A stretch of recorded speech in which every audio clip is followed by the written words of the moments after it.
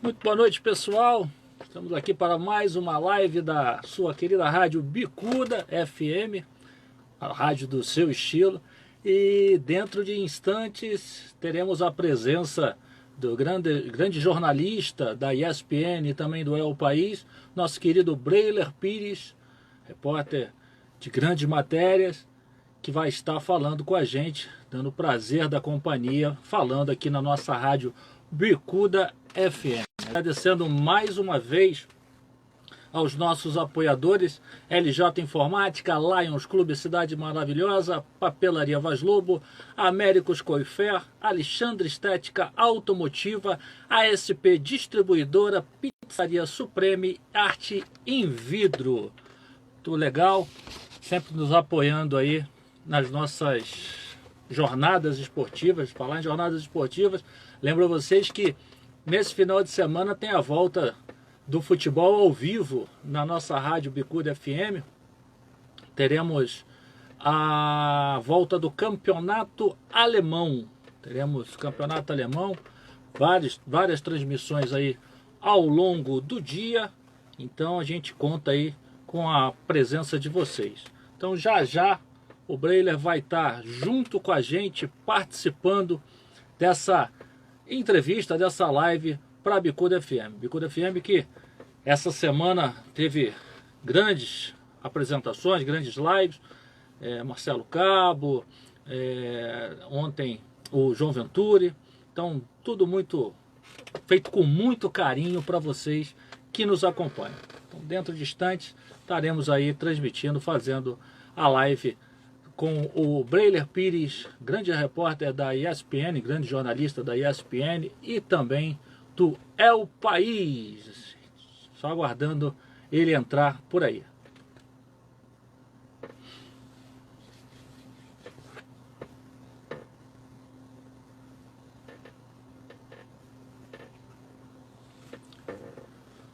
Lembrando que depois da nossa live tem a live do Nilson Sampaio. Ontem deu um probleminha com a conexão do Jonathan lá do Gol de Canela. E a gente vai estar na sequência falando sobre o nosso Gol de Canela com o Nilson Sampaio.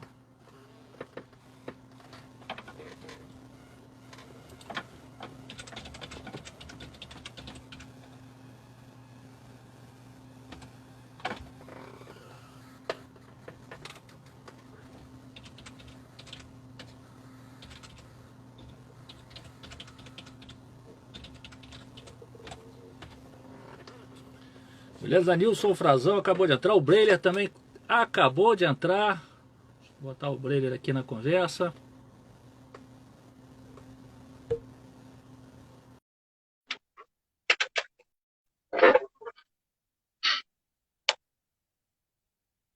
Já começamos a nossa live com Breiler Pires, grande jornalista do El País e da ESPN. Já estamos com o Breiler aí na escuta. Breiler, tudo bem, meu amigo? Fala, Ricardo. Um prazer enorme participar com vocês. Agradeço também ao Nilson pelo convite. Breiler, o prazer é todo nosso. Quero agradecer imensamente a sua presença. Somos seu fã, não preciso dizer, né? Estamos muito felizes em estar participando com você dessa leva aqui pela nossa querida rádio Bicuda FM. Te dou boa noite. Pode falar. Boa noite. E você já deve ter percebido que eu vim a caráter, né? Participar com uma camisa do Madureira. Que beleza! Grande Madureira. Madureira de grande história, grande tradição no Rio de Janeiro. Rapaz, eu acho que essa aqui deve ser uma das camisas mais vendidas da história do futebol brasileiro, porque é um fenômeno. Tenho vários amigos que têm essa camisa e, para mim, é uma das mais bonitas que já foram criadas, né, nesse mundo do futebol. Essa camisa é aquela camisa histórica do Che Guevara?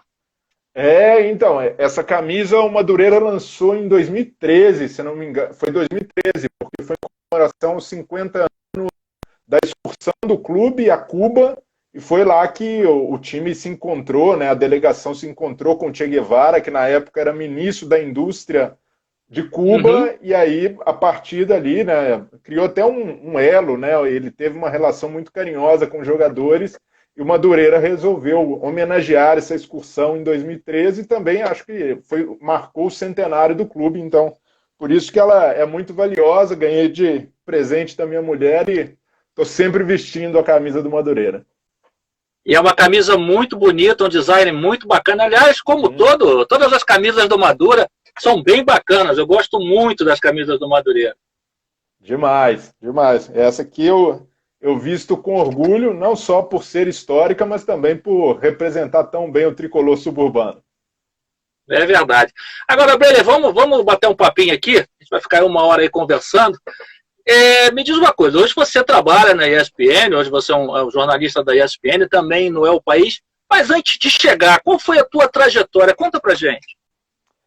Então, Ricardo, eu sou de Belo Horizonte, né, sou mineiro, e lá eu me formei em 2009 em jornalismo pela UFMG, e comecei trabalhando lá em BH mesmo, até na época de faculdade eu era estagiário do Lance, na época que o Lance tinha uma redação em BH, cobrindo Cruzeiro e Atlético. Depois que, já quando eu estava para me formar, eu comecei a trabalhar para a revista Placar. Eu fazia matérias de lá também sobre Cruzeiro e Atlético para a revista, até que em 2010 surgiu uma vaga na redação aqui em São Paulo. Me chamaram e aí eu vim trabalhar aqui, fiquei na Placar por 5 anos, né? Foi talvez minha principal trajetória no jornalismo, né? Onde eu comecei a ser reconhecido, onde eu fiz grandes matérias.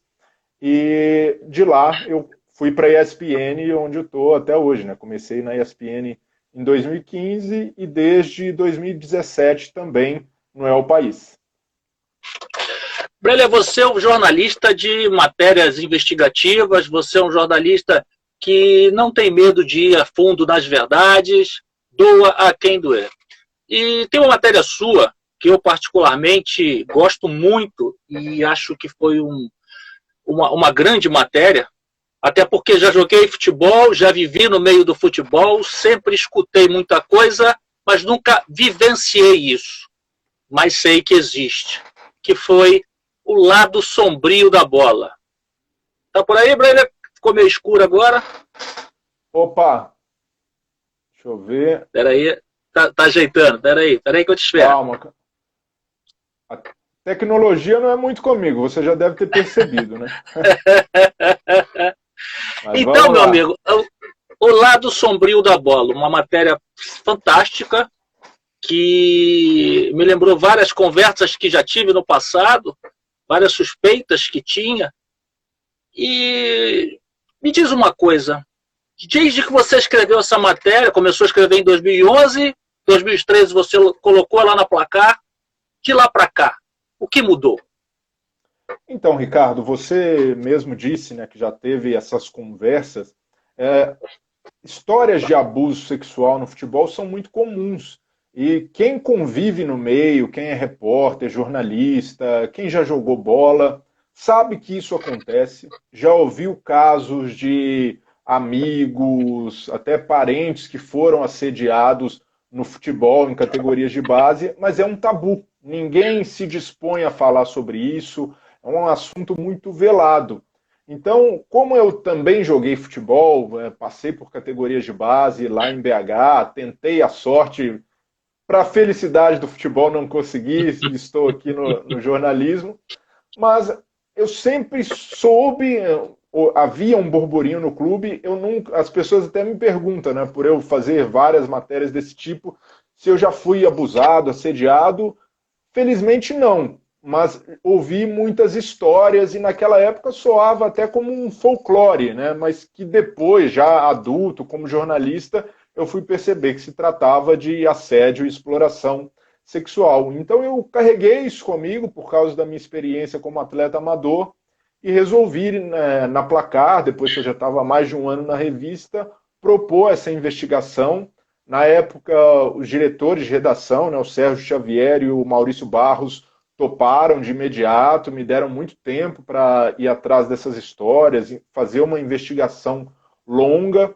E esse respaldo da Placar tem muito a ver com a história da revista, né? A Placar sempre foi uma revista muito combativa, sempre investigou escândalos do futebol, e por isso eu senti muita segurança em fazer essa investigação por lá e muito respaldo, porque pela história da revista era o lugar ideal para tocar uma investigação tão espinhosa. Então, depois de mais de um ano apurando, tive recusas enormes de entrevistas. Eu lembro até uma delas, o Neto, né, o ex-jogador do Corinthians, que hoje é comentarista na TV Bandeirantes. Eu procurei, porque na época ele tinha escrito um artigo no blog dele, falando que, cara, ele sabia de histórias no Corinthians. Aí eu falei, poxa, o Neto publicando um post desses, acho que é a fonte ideal para eu procurar. Aí ele, verdade. quando ele percebeu que se tratava de uma investigação grande, ele falou, amigo, sinto muito, não vou poder te ajudar porque eu não quero ser o paladino dessa coisa, não quero falar sobre abuso sexual no futebol porque pode ter repercussão negativa para mim.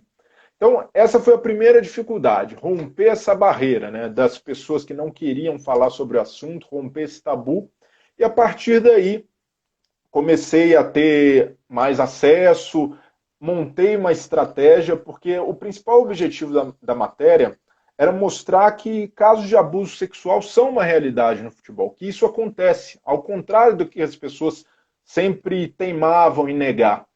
E acho que a estratégia que a gente encontrou foi buscar casos reais, materializados, que tinham desembocado em denúncias na justiça, em delegacias, e a partir daí, fazendo uma varredura, né, em fóruns, em vários lugares, eu consegui levantar 22 casos num período de 2 anos, de casos de abusos relacionados ao futebol, e envolvendo alguns clubes, né, com certa tradição. E a gente publicou, né, em 2013 essa investigação, denunciando vários abusadores, alguns deles foram presos, né, por causa da repercussão da matéria, e a reportagem também serviu, e teve uma repercussão muito grande na época, né, foi muito comentada, e ela serviu como material para 2 CPIs no Congresso Nacional. CPI da exploração sexual de crianças e adolescentes e a CPI do tráfico de pessoas. Porque, além da exploração sexual, o que é muito comum é o tráfico de crianças e adolescentes no futebol. Um olheiro, empresário, vai lá no Nordeste, no Norte, em regiões muito remotas do país, abordam famílias muito pobres e oferecem a chance de ouro, né, de vingar no futebol para trazer para um time do Rio, de São Paulo. Essas famílias, muitas vezes iludidas, acabavam cedendo, né, a confiança desses abusadores, permitiam que seus filhos viessem e em casas, muitas vezes insalubres, alojamentos em que viviam 30, 40 crianças e adolescentes, esses abusos aconteciam e distantes da família eles não tinham para quem denunciar. Então, as CPIs tocaram essas investigações, né, levaram adiante os indiciamentos dos abusadores que a gente acusou na matéria, e com isso gerou uma coisa que foi inédita. A CBF reconheceu que esse era um problema a ser enfrentado, porque antes a CBF, para ela, não existia caso de abuso. Eu, mesmo mostrando todas as denúncias, levando ao conhecimento da assessoria de imprensa, de diretores da CBF, eles batiam o pé. Ah, não, caso de abuso sexual não é problema da CBF, é problema de polícia, a gente não vai intervir nisso. E depois da publicação da matéria, diretores da confederação foram convocados ao Congresso Nacional e a partir daí eles se viram provocados, né, a tomar providências.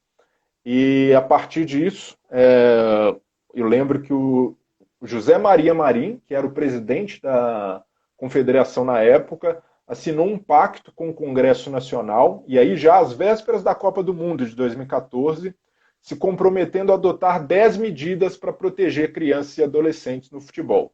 E aí, por se tratar de CBF, como a gente conhece bem, a maioria dessas medidas não foi implementada, ficou só na promessa.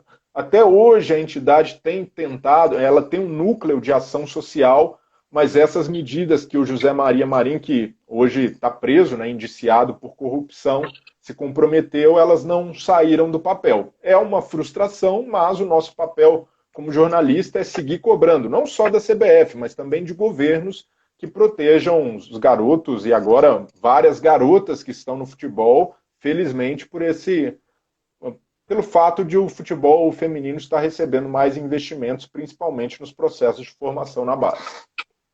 É verdade, e é engraçado, né, Breler, porque, infelizmente, o abusador quase sempre volta.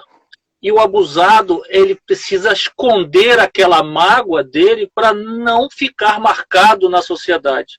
Né? Parece como se a culpa fosse dele. Isso é um grande absurdo. Isso não só no futebol. Eu acho que em toda a sociedade a gente tem mania de apontar o dedo para quem sofre e não para quem é aquela pessoa que causou aquele dano. Isso é uma coisa que a gente tinha que mudar, né, Breler? Na nossa mentalidade, principalmente, né?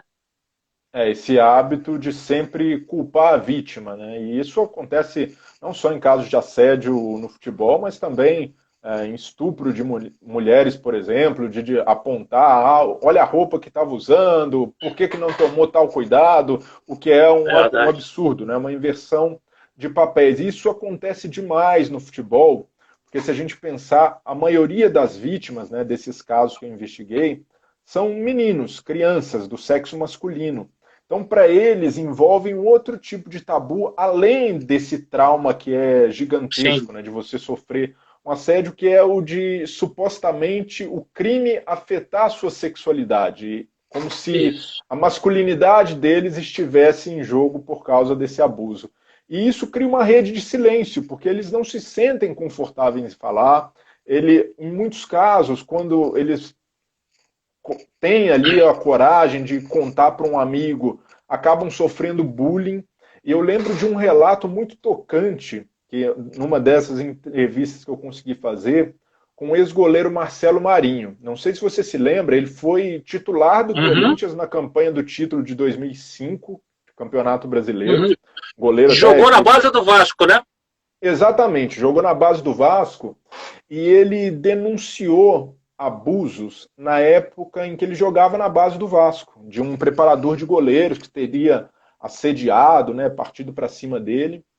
E aí ele, cara, num desabafo, acho que aquilo estava guardado com ele falou sobre esse caso na apresentação dele no Corinthians. Então ali com um monte de repórter, fotógrafo. Então o cara falou sobre o assunto e ele virou alvo de chacota de companheiros de time, da diretoria, os caras brincando. E teve gente que até orientou, Marcelo, não fala mais sobre isso não, que isso aí vai queimar o filme do Corinthians. Então o cara, ele não encontrou uma rede de apoio para fazer. Imagina se esse depoimento fosse explorado da forma devida, né, de um grande atleta denunciando um caso de abuso sexual. Isso poderia encorajar outras pessoas que também sofreram, e até garotos que sofrem, né, com esse tipo de problema, mas as pessoas levaram por esse lado pejorativo e de tentar desqualificar a vítima. Isso é uma coisa muito nefasta, né, muito nossa aqui do Brasil, de um machismo, de estruturas que silenciam as vítimas. Então, o Marcelo me deu uma entrevista muito tocante dizendo que isso sempre o acompanhou. Na carreira dele, ele sempre teve isso e ele cresceu meio revoltado. Ele falou que, você se lembra também, que ele teve muitos problemas, né, disciplinares nos times, brigava muito, explodia. E ele falou que esse comportamento dele foi moldado por causa de um assédio na base, um trauma que ele nunca pôde falar, que ele sempre escondeu, e quando ele resolveu falar, foi culpado por isso e até alvo de brincadeiras de companheiros de time. É uma coisa completamente absurda. Agora, Breler, você é um repórter, um jornalista de opiniões firmes, fortes, sempre buscando a verdade, e a gente sabe que vivemos numa sociedade um pouco hipócrita. E isso já fez você sofrer retaliação em algum momento da sua carreira? Já sofreu com isso pelas suas posições fortes e autênticas? Acho que é natural, né, de você, ainda mais eu que trabalho com futebol, que é uma coisa muito passional, quando você toma uma posição, naturalmente o jornalista vai ser atacado, né? Eu já me acostumei a conviver com haters, gente ali me xingando por causa de opiniões de futebol e até mesmo opiniões políticas, né? Que eu sempre faço questão de me manifestar, acho que isso é saudável, incentivo não só outros jornalistas, mas também jogadores a fazerem o mesmo, né? Porque acho que a gente que tem uma condição privilegiada na sociedade e ser jornalista hoje, queira ou não, é uma posição em que eu tenho uma voz, eu acho que eu preciso usá-la para externar minhas preocupações, minhas posições políticas. Eu acho que isso é bom para a democracia, então, naturalmente, eu tomo ainda mais paulada. Mas acho que, cara, nunca me intimidei por isso. Nunca me deixei abalar, é algo que eu até uso como estímulo, né? Se as pessoas estão se incomodando, é sinal de que a minha opinião para elas tem algum peso.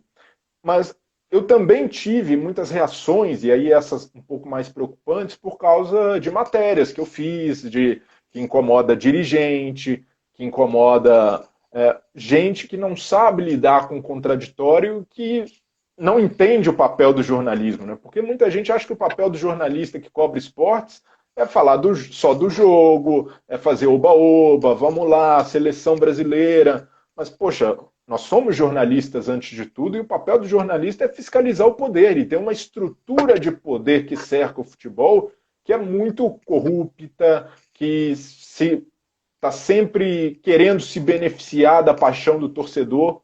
Então, eu gosto de explorar esse lado, né? E o lado sombrio da bola. E por isso já sofri, nessa matéria mesmo, né, o dossiê de abuso sexual, muitas ameaças veladas, muitas ligações na redação de dirigente querendo intimidar, para insinuar até pedir a cabeça mesmo. E, por sorte, sempre contei com o respaldo dos meus chefes. E também ameaças mesmo de violência, de agressão, principal, isso acontece muito de torcedores, ameaças de morte, mas se eu como jornalista me intimidar com isso, acho que eu deveria buscar outra coisa para fazer, porque esse é o nosso trabalho. E aí eu também não tomo todos os cuidados quando vou fazer matérias investigativas, não me exponho numa investigação, mas nunca vou deixar de fazer algo porque desagradou a CBF, desagradou o dirigente de clube A, B ou C. Então, isso para mim sempre foi uma coisa muito bem resolvida. E acho que agora criticar a pessoa que me xinga porque eu manifestei uma opinião sobre um clube de futebol ou de política, acho que é natural, é do jogo, faz parte da profissão. Esse é o papel do jornalista, né? Sempre levar a verdade, não importando se alguém vai achar ruim ou não. O importante é levar a verdade, estar pautado da verdade e levar a informação a quem quiser ouvir. Acho que esse é o papel do jornalista, né, Breno? Não, é isso. E hoje a imprensa tem sido muito atacada, né? Muitos políticos e até dirigentes usam desse expediente, né? De jogar a torcida contra a imprensa quando tem uma matéria falando sobre dívidas, por exemplo. Então isso é muito comum. Quem está no meio se acostuma rapidamente com essa dinâmica. Então por isso que a gente não pode esmorecer, né? E acho que a gente é muito fácil comparar dirigente a políticos, porque o dirigente é um político. O cara está ali, muitas vezes, por interesse, ele precisa fazer negociação ali com sócios para se eleger. E uma coisa que eu sempre bato na tecla é a necessidade de democratizar os clubes. Os clubes hoje não são representados pela essência de suas torcidas. Eles são representados por uma casta de privilegiados, por gente que está ali muitas vezes para se aproveitar da paixão, para usar o clube como um trampolim social ou até mesmo político. Olha a quantidade de dirigentes e ex-dirigentes que entram para a política depois de administrar o clube, né? Isso é muito comum. Tem vários. Em Minas, por exemplo, né, de onde eu vim, temos Alexandre Calil, ex-presidente do Atlético, que hoje é prefeito de BH, Zezé Perrella, ex-presidente do Cruzeiro, que virou senador. Voltou ao clube no ano passado, mesmo depois de vários escândalos de corrupção. Então, eu, como jornalista esportivo, não posso ignorar esse lado político do futebol, porque todas as relações Uhum. no esporte são políticas. Tem muita gente que gosta de me falar, não, fala só de futebol, não vem falar de política. Mas futebol é política. Eu estou aqui com a camisa do Madureira, né, da excursão que fizeram a Cuba. Verdade. Olha todo o contorno político disso, né? Imagina um clube brasileiro. E ali a gente estava vivendo até um momento de muita tensão, né? Às vésperas do golpe militar que instaurou a ditadura no país, e um clube humilde, um clube de bairro, excursionando pela América e visitando Cuba pós-revolução socialista. Né? Então, o jornalismo esportivo precisa tratar dessa complexidade. Então, hoje, isso que eu sempre tento explicar a torcedores. Né? É necessário ver o lado político do futebol, porque sem enxergá-lo, nós não conseguimos combater desvios nos clubes, não conseguimos levar o torcedor para dentro do clube. Eu fico imaginando, por exemplo, como clubes populares como o Corinthians, Flamengo, não tem, por exemplo, nunca tiveram um presidente negro. Isso, num país como o nosso, né, de maioria negra na população. Então, é por isso, porque eles representam apenas uma elite. Então, acho que é o meu papel seguir batendo nessa tecla, como você falou, doa quem doer. É verdade. Você tocou em dirigentes da CBF e eu queria te fazer uma pergunta em relação a isso. Dirigentes da CBF foram investigados, muitos foram presos e os clubes não aproveitaram esse momento para, de repente, fazer uma revolução dentro do futebol brasileiro. Permaneceu aquela inércia. Os clubes de futebol tiveram a oportunidade, surgiram alguns movimentos aqui, outro ali, mas nada muito forte. O que falta para os clubes brasileiros retomarem o poder, não retomarem o poder, mas tomarem a frente do nosso futebol, afinal de contas são eles que realmente fazem o espetáculo, e tirar o poder das mãos da CBF, esse poder absoluto que a CBF tem, que é milionária, enquanto os clubes brasileiros ficam passando pires aí o chapéu para tentar arrecadar dinheiro. O que falta para isso, Breler? Primeiro, falta uma mudança estrutural no futebol, que tire os clubes dessa dependência de federações, e é uma dependência ilusória, porque os clubes são muito maiores que as federações, os clubes são muito maiores que a CBF. Mas isso acontece porque os dirigentes também têm benesses nessas relações. Há muita troca de favor, relações de poder, e a CBF usa de sua máquina para ter os dirigentes comendo na sua mão. Isso é flagrante quando a gente vê, por exemplo, um jogo da seleção e eles nomeiam um chefe de delegação. E o que faz um chefe de delegação? Nada, nada. É um posto decorativo, mas o dirigente que vai tem ali o seu prestígio. Político, né? Político. E eu lembro, por exemplo, no ano passado eu cobri a Copa América aqui no Brasil, quem era o chefe de delegação? Rodolfo Landim, atual presidente do Flamengo. E muitas vezes o Flamengo já demonstrou uma postura crítica à CBF, à estrutura do futebol, e eu tenho certeza que o Flamengo seria muito maior e cresceria mais, teria até possibilidades maiores de internacionalizar sua marca, se não estivesse preso nessas estruturas que atrasam o nosso futebol. Mas é conveniente para eles, assim como foi para o ex-presidente do Flamengo, Bandeira de Mello, que batia na CBF, mas no primeiro convite aceitou, foi lá servir a CBF como se nada tivesse acontecido. Então, para mim, isso só vai mudar quando houver uma quebra de poderes no esporte e no futebol como um todo. Quando os torcedores tomarem o poder.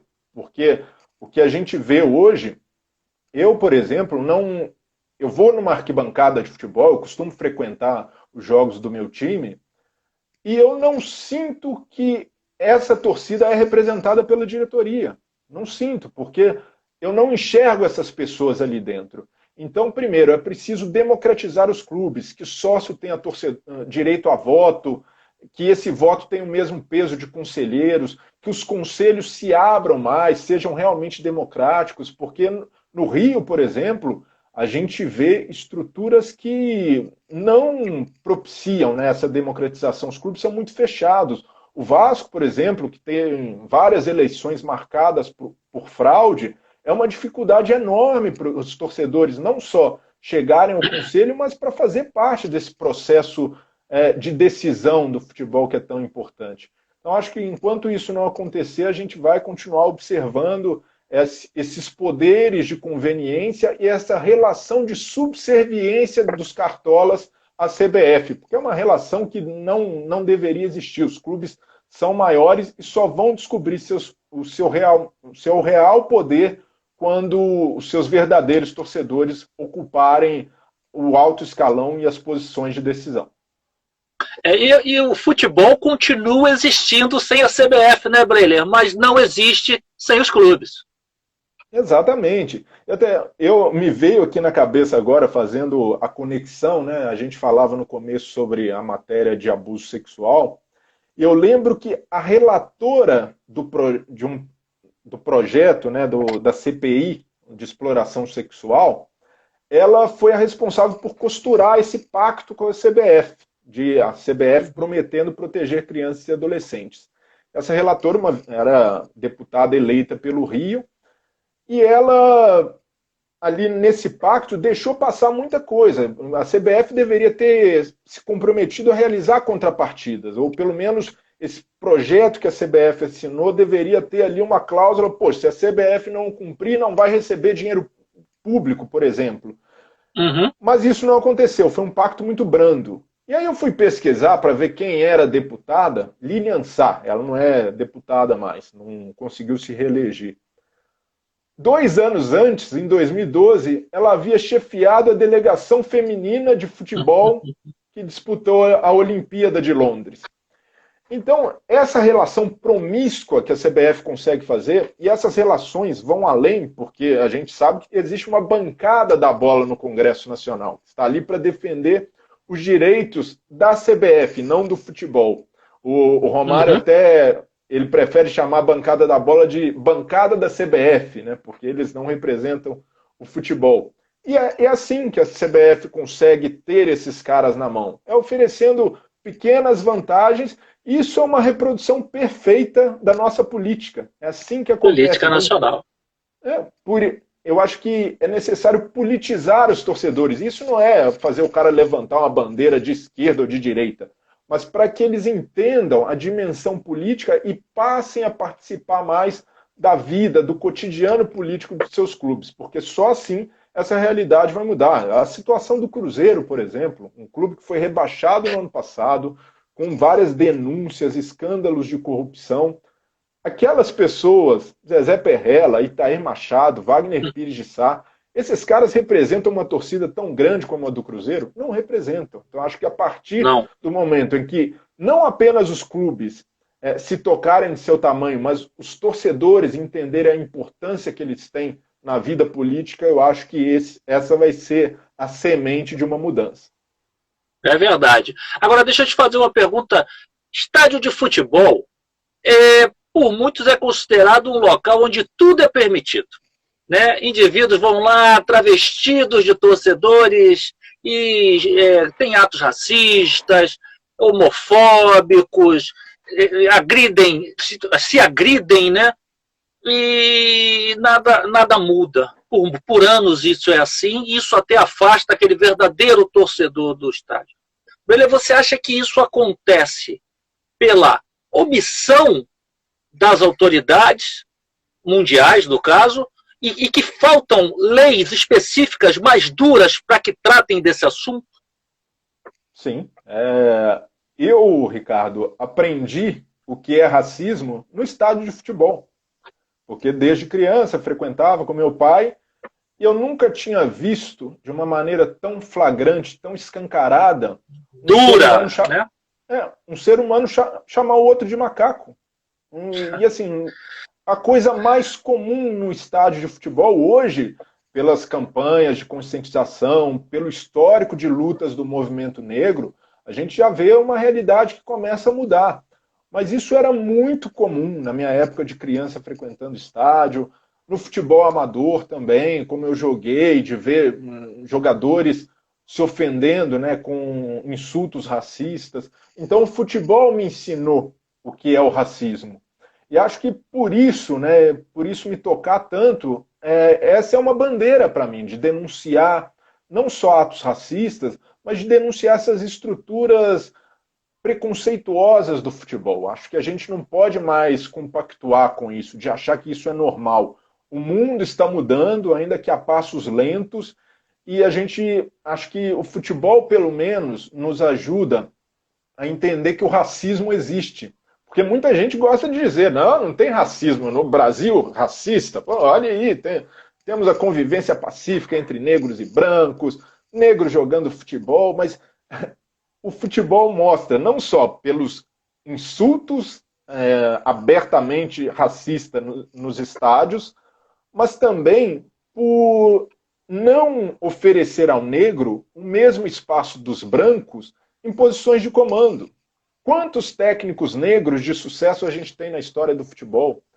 E os que tivemos, quantos deles tiveram oportunidades semelhantes à dos brancos? O Gentil Cardoso, por exemplo, que foi um grande treinador, teve oportunidade na seleção como interino, rapidamente, mas nunca uma oportunidade de comandar uma seleção numa Copa do Mundo, embora fosse um técnico genial.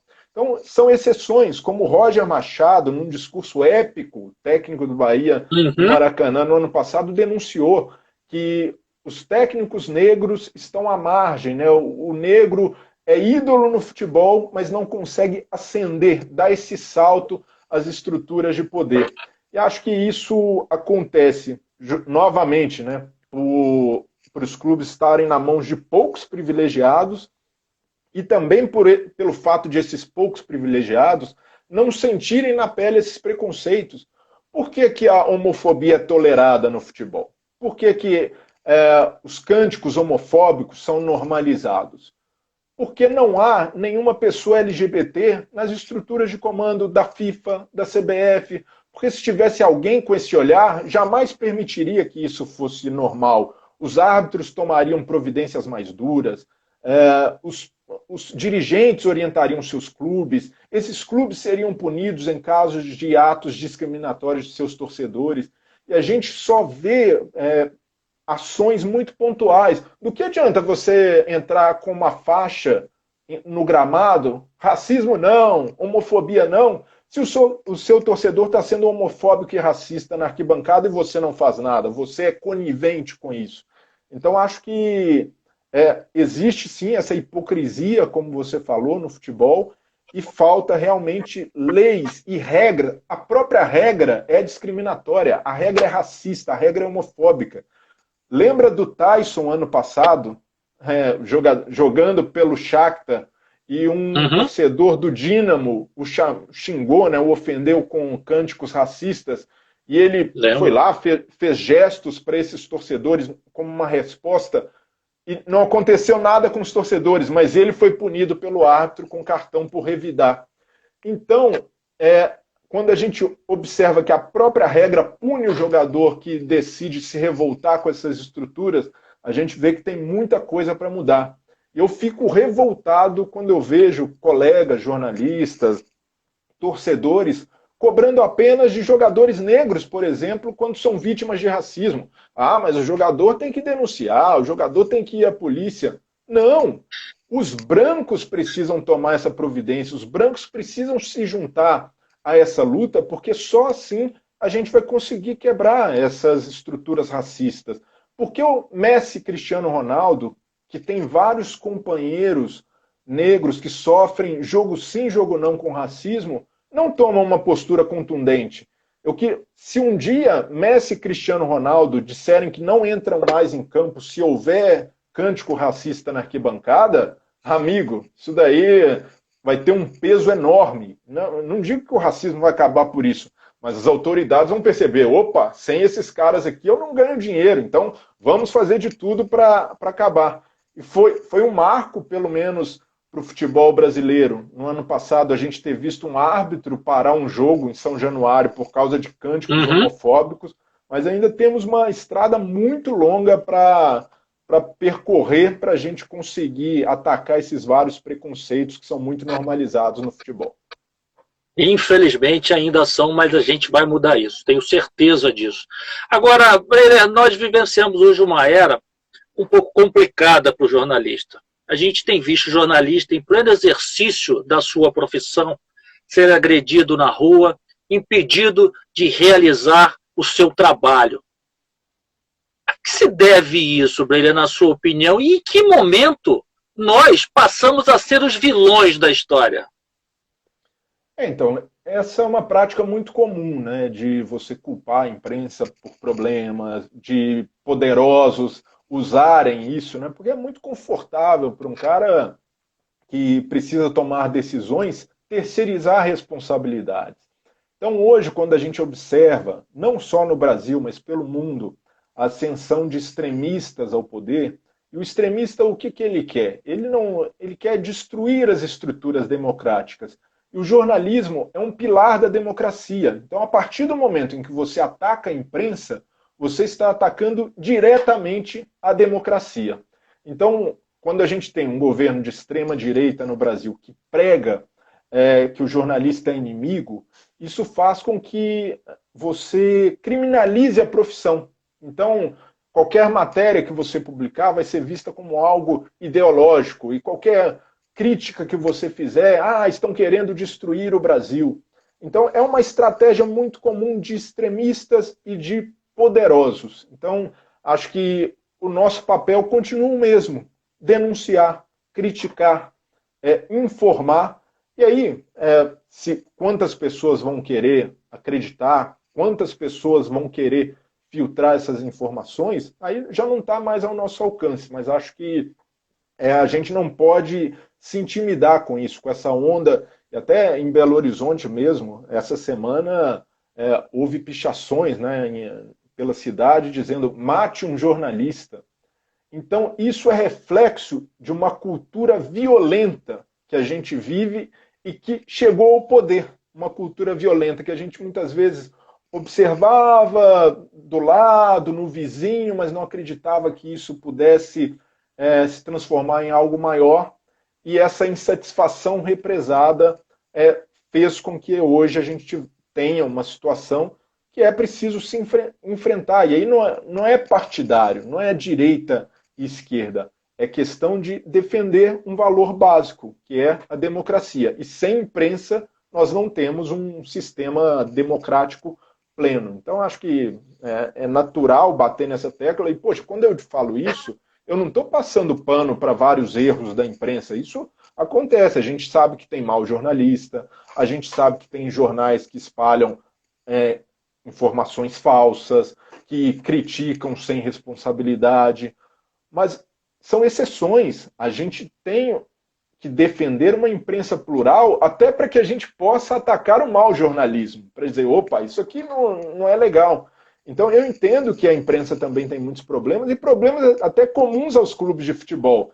Na imprensa, por exemplo, nós temos poucos negros, nós temos quantos negros a gente vê no jornalismo de TV, por exemplo. Então, eu me considero uma exceção. Então, acho que os problemas do jornalismo não desmerecem a nossa função. O jornalismo precisa continuar existindo, ele precisa ser aprimorado, assim como a democracia, que tem vários problemas, mas somente com liberdade para dizer o que a gente pensa, para questionar e para criticar, a gente vai conseguir melhorá-la e mudá-la do jeito que a gente quer. É verdade. Agora eu tenho uma pergunta do Nilson Sampaio, que fez o contato com você, nosso amigo Nilson Sampaio. Ele pede para te perguntar o seguinte: o que você acha deste perfil atual de programas esportivos, onde tem mais humor e brigas e menos debates táticos? Cara, eu acho que, por defender um jornalismo plural, eu acho que tem espaço para tudo. Mas acho que era fundamental para o jornalismo separar o que é informação, o que é jornalismo, do entretenimento. Você pode ter o futebol também é diversão. A gente, pô, né, em resenhas, a gente vai falar, tirar sarro, gozação, e é natural que você tenha programas de televisão para isso, com esse viés. Na ESPN, por exemplo, nós temos um dos programas de maior sucesso é o Resenha, que traz jogadores, ex-jogadores, e ali um papo de boleiro. Poxa, acho isso ótimo, cara. Isso daí é sensacional. Mas não é, não pode ser só isso. E essa é a grande Uhum. questão. Quando a televisão resolve acompanhar o mesmo parâmetro da internet, que é o de clique, que é de repercussão em rede social, você perde de vista os valores do jornalismo.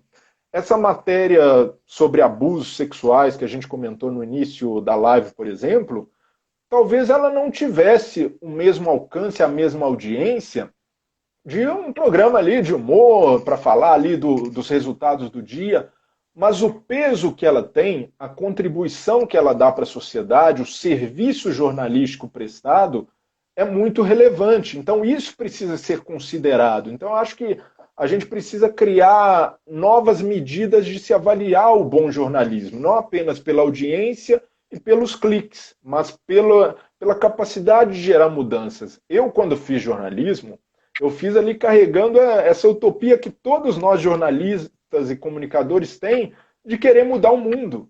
Poxa, eu sei que eu não vou mudar o mundo, mas se eu fizer a diferença na esquina da minha casa, no meu bairro, no meu time de futebol, aí no Madureira, eu faço algo muito grande e eu cumpro a missão do jornalismo, que é ser o semeador de mudanças na sociedade. Então, acho que eu vejo com preocupação quando só existe na TV um tipo de programa que é um jornalismo engraçadinho, em que o cara precisa fazer sempre uma piada. Pode existir, tem espaço para isso, mas não pode ser apenas esse modelo. E acho que a gente precisa sim de jornalismo sério, de jornalismo investigativo, como fazem Juca Kfouri, José Trajano, que são referências na nossa profissão, porque, como eu disse, as estruturas de poder do futebol, se elas têm só o jornalista engraçadinho, disposto a fazer graça, continuarão sempre as mesmas. A crítica não vai ser mobilizadora e a gente vai ter um futebol alienado, né? E é isso que eu luto com todas as minhas forças, para que esse ambiente do futebol não seja alienado, né? E até eu lembro, no ano passado, eu fiz uma entrevista que me deixou muito feliz com o Lucas Santos, que ele é jogador do Vasco, né? E Uhum. ele foi criado na comunidade Para Pedro. Acredito que é até aí perto de Madureira. Não conheço tão bem o Rio. E ele É falando, perto. e ele falando da consciência social, né? E ele falando da necessidade que ele sente de se posicionar a favor da favela, contra a violência policial nas comunidades, que tem sido muito comum e radicalizada por governos extremistas. Então, é ótimo você ouvir um posicionamento desse tipo de um jogador de futebol, porque o cara não está numa bolha. O cara, ele saiu de uma comunidade pobre, mas ele não esquece dali do seu lugar, né? Como faz o Adriano Imperador, o Adriano que trocou sucesso, prestígio da Europa para viver ali com seus amigos na Vila Cruzeiro, tomando sua cerveja. Então a gente tem que valorizar isso também, um jogador que não esquece das suas origens e que se posiciona, que não vive somente de treinar, jogar, não vive fechado nessa bolha do futebol. E é legal, né, quando você pega um atleta jovem, porque o Lucas Santos ainda é um garoto, em formação, crescendo, buscando seu espaço no Vasco da Gama. Já tive também a oportunidade de ver algumas entrevistas dele e ele mostra realmente uma consciência social muito grande, mostra realmente que tem alguma coisa a dizer. E é bacana, eu acho que esse é o papel também do jornalismo, dar voz a quem quer falar alguma coisa e quem quer dizer alguma coisa. Isso é muito bacana. E o Lucas Santos mostra realmente isso. Que veio mais Lucas Santos, né, Breila? É isso. E quando a gente. Eu entendo o jogador que não se posiciona politicamente em causas sociais porque ele tem medo da retaliação. E ele foi criado também num sistema que a base, por exemplo, ela intimida o jogador. O jogador, ele precisa, ó, você só vai treinar e jogar, meu amigo. Não, não é dar entrevista, não é ficar falando de nada que não seja treinar e jogar. Então o cara cresce com pouca consciência social. Mas a gente, né, como jornalista, precisa incentivar isso e não atirar pedras quando um jogador se posiciona e tem um viés diferente do nosso. Eu achei muito positivo, por exemplo, quando o Felipe Melo declarou voto no Bolsonaro. E eu sou anti-Bolsonaro, não votei nele, acho que faz um governo terrível, mas eu valorizo um jogador que se posiciona politicamente, porque isso faz com que até floresça um debate político entre, muitas vezes, um cara que o torcedor ali não está muito interessado em eleição, mas ele, opa, o Felipe Melo falou do Bolsonaro, deixa eu ver, eu vou criticar, vou apoiar. Então, isso é muito saudável. Então, quando a gente não tem o debate político, a gente coloca a democracia em risco. Então, por isso que eu valorizei demais o Felipe Melo ter se posicionado, mesmo tendo uma visão política diferente da minha. Eu também já o critiquei por jogador, mas o fato dele ter um posicionamento diferente do meu não pode contaminar o meu comentário, a minha análise sobre o que ele faz dentro do campo de futebol. Então, eu acho que a gente precisa amadurecer isso, né? Não deixar com que um posicionamento político seja criminalizado. A gente pode questionar, poxa, mas por que você vai votar no cara? Esse é o melhor candidato, mas por que essa posição? Mas não querer censurar como quis a CBF, por exemplo, quando ele dedicou um gol para o Bolsonaro, por exemplo. Isso aí isso é um absurdo e não faz sentido nenhum, e que venham outros, né? Que outros mais se posicionem, que faz a gente lembrar aquela época de Doutor Sócrates e a democracia corintiana. E o jogador, ele tem uma responsabilidade muito grande. O jogador, ele é seguido pelos torcedores. O torcedor para ele ouvir. Então, ele é também um formador de opinião. Então, é importante que se ele queira se pronunciar, se ele tem alguma coisa a dizer, que se posicione, que fale. Como você bem falou, ele pode ter uma opinião contrária à minha, à sua, mas é uma opinião, e a democracia é isso. Ouvir todos os lados. E é legal. Não, e eu vi aqui que o Robson Abreu, né, comentou aqui, falando que o Caio Ribeiro foi metralhado pelos colegas da mesma emissora ao vivo, né? Porque o Caio criticou o Raí se manifestou contra o Bolsonaro, né? Ele disse que o Raí, que é diretor do São Paulo hoje, e o Caio falou: não, para mim o Raí não tem que falar de política. E, cara, primeiro, o Raí é uma figura relevante, é um patrimônio do futebol brasileiro, né? Pelos serviços prestados dentro e fora de campo.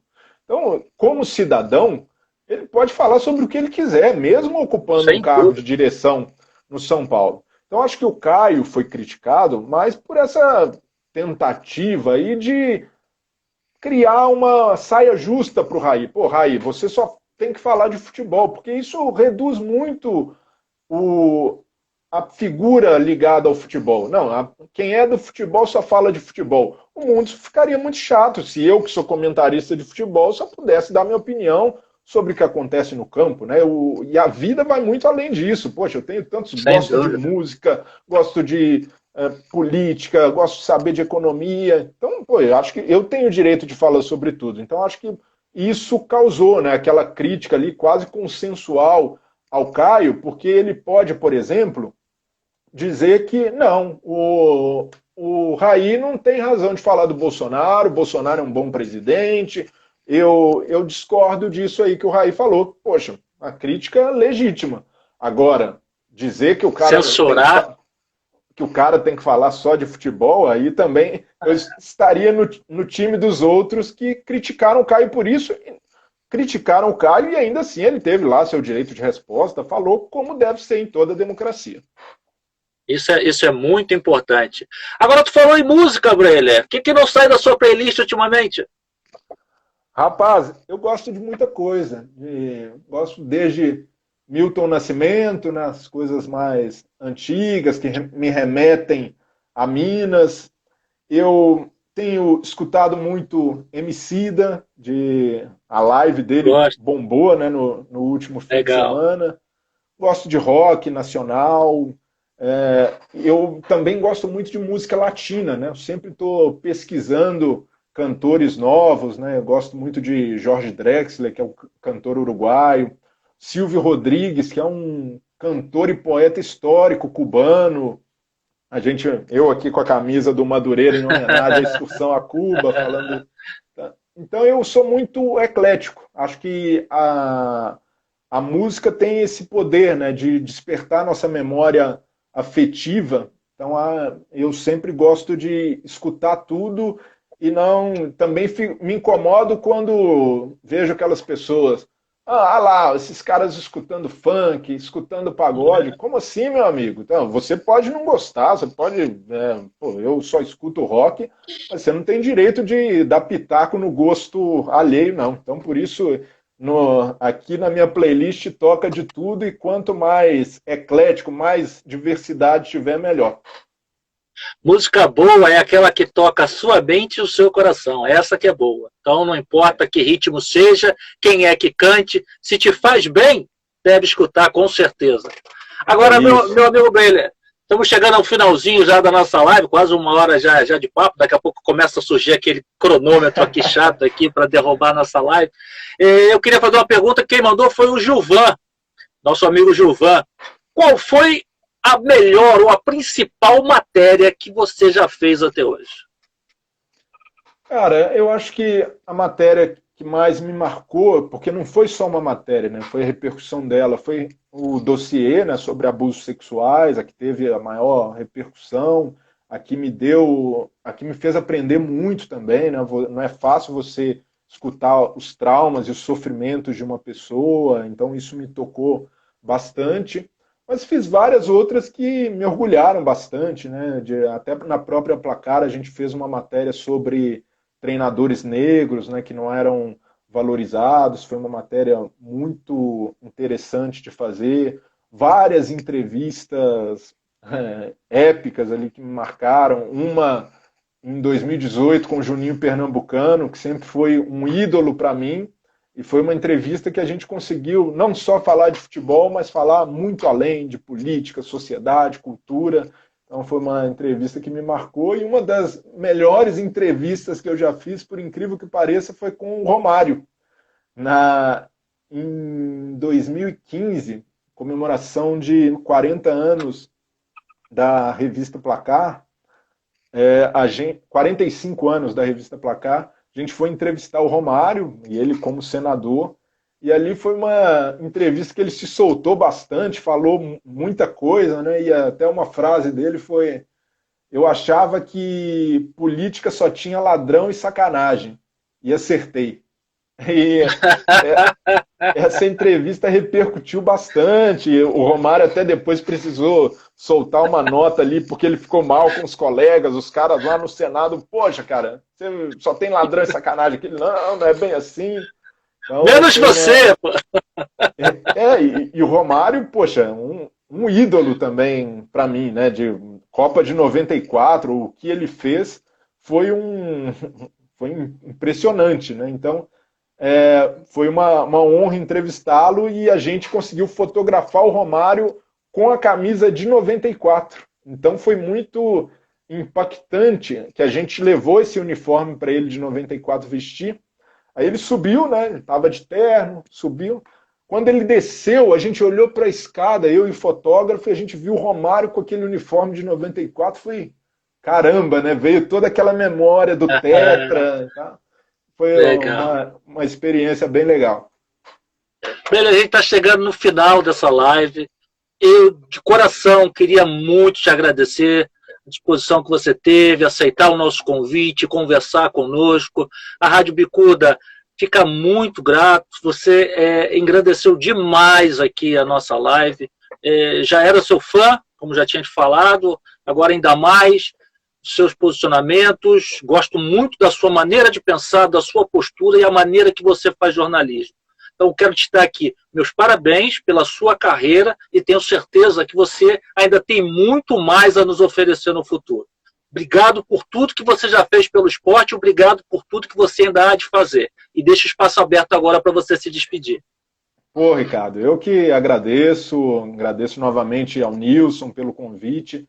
Fiquei muito honrado, não só de participar, mas por ter sido chamado e Faltam 25 segundos. principalmente para uma rádio comunitária, né, que presta um serviço tão bom e tão útil à comunidade como vocês. Foi um prazer e até a próxima. Obrigado, um abraço a todos. Valeu, Brenner. Obrigado a todo mundo que nos acompanhou. Abraço. Bom fim de semana. Abração, tchau, tchau. Tchau.